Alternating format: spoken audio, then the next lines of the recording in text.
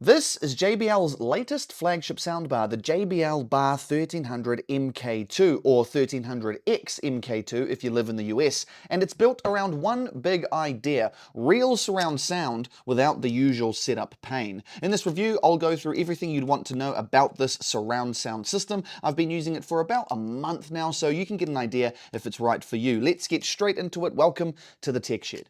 In the US, it comes in at $1,699. That immediately puts it into proper flagship territory. At that price, you're looking at competitors like Samsung's HWQ990 series or LG's high-end Atmos systems. And if you want to go even bigger, you could look into the Sonos Arc Ultra setup, which is a massive step up in price. The main difference here, though, is flexibility. Those other systems still expect you to deal with powered rear speakers and fixed placement. JBL's approach is very different, and honestly, that's the whole reason this system exists. But let's be clear, it's not cheap. You're paying a premium for convenience and flexibility, not just sound. The soundbar is pretty big, but it does have a low profile at 58mm, so it should sit neatly under modern TVs without blocking the screen or sensors. The standout design choice here, though, is most definitely the detachable rear speakers, and yes, they're as good as they sound on paper. You can leave them attached to the soundbar or pop them off and put them anywhere when you want proper surround sound. No speaker wires, no power points behind the couch, no extensions running across the floor. It's brilliant because it makes the setup so simple. Not only that, there's additional flexibility in regards to connecting everything up. You can connect the soundbar directly to your TV using an HDMI eARC port, which supports 4K Dolby Vision pass-through, by the way, an optical input, or just standard HDMI. But you could also use what I consider a better option. This little gizmo JBL calls the One Commander. This connects to your TV via an HDMI or optical cord, and it sends the audio wirelessly to the soundbar, rear speakers, and subwoofer. And because it's so small, it's easy to hide near the TV, making cable management that much easier. You can get that minimalist look. Now, a small reality check here: wireless does not mean cordless. The soundbar needs power, the subwoofer needs power, and the One Commander needs power. The only truly wireless parts are the rear speakers, and even they need charging. You can do that by putting them back on the soundbar, or you can power them permanently via USB-C if you want. More on that. It's so simple. You don't have to prepare and rearrange your room for a surround sound system. You can instead rearrange the surround sound system for your room. And that's something that isn't always so easy with other devices.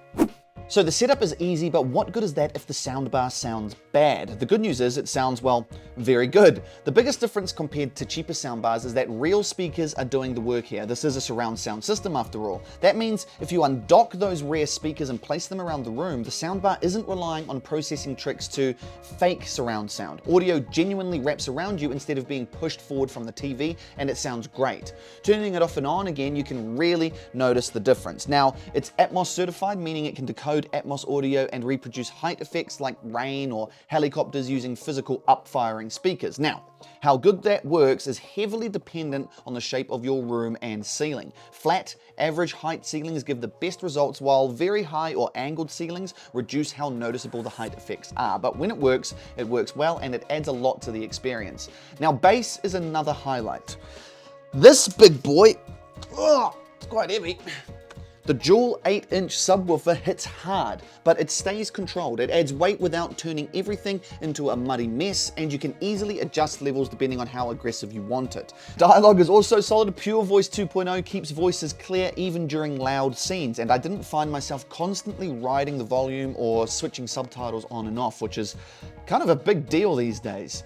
Now, there's also Multi-Beam 3.0, which runs in the background. This helps widen the soundstage so it still sounds balanced even if you're not sitting dead center. Of course, this can work with music as well. It sounds good, it can get really loud, and it supports basically every streaming platform you'd want. But let's be honest, music is not why you buy this system. It's built for movies and TV. Give Dunkirk a whirl to test it out. You'll absolutely love it. So those detachable speakers, as mentioned, need charging. Now, JBL claims up to 10 hours of battery life, but in my use, it was closer to about 8.5, 8.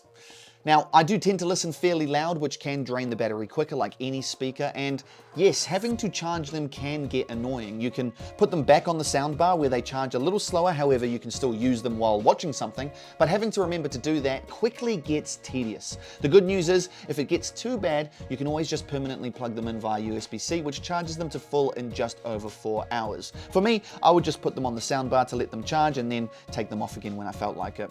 A genuinely cool extra is that those rare speakers I've been harping on about can also be used as portable Bluetooth speakers. You clip on a small cap that comes in the box, pair them over Bluetooth, and that's it. There's buttons on the back to switch between modes. It's really that easy. They also support Auracast, so you can link them with other compatible speakers.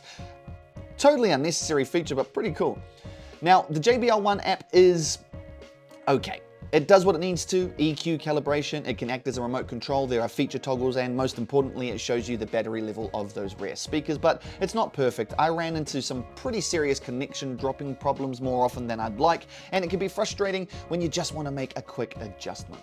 So with all that covered, the JBL Bar 1300 Mark II isn't trying to be the cheapest or the simplest soundbar on the market. It's trying to solve a very specific problem, how to get proper surround sound without redesigning your living room, and it absolutely succeeds at that. The detachable rear speakers are not a gimmick, they're the entire reason this system works as well as it does. Sound quality is strong, bass is powerful but controlled, and Atmos actually feels like Atmos when the room allows it. There are downsides. Charging the rear speakers can get annoying, the app could be better, and the price is pretty high, but most of those issues, other than the price, have workarounds, and none of them outweigh what this system does well. If you want big, immersive home theater sound without the usual setup headaches, the JBL Bar 1300 Mark II is one of the easiest systems to live with in this price range, and JBL is really giving its competitors a run for their money. Thanks for watching. If you liked the review, hit that like button. If you didn't, let me know why in the comments, and if you loved it, hit subscribe for more. This is the Tech Shed, a small channel. Every little helps. I'll see you in the next one.